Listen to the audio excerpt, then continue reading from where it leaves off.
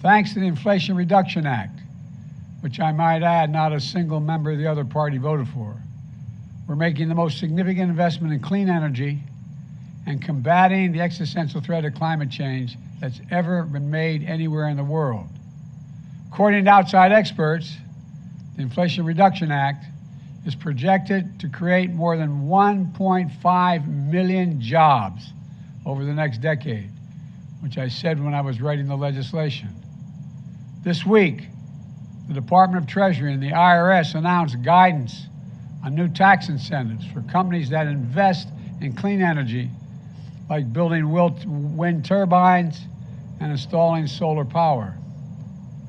In the previous administration, companies got a tax cut, and they could go wherever they wanted to, including overseas, and hire whoever they wanted in order to get that tax cut.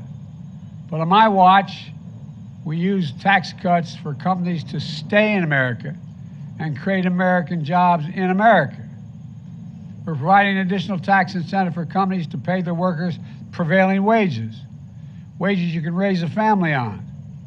And if they hire registered apprentices, like those trained and sponsored by unions, that's what happens.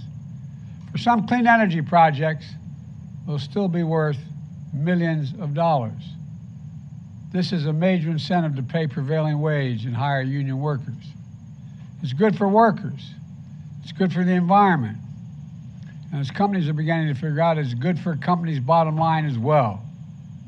Plus, many auto companies significantly ramped up their investments in electric vehicles.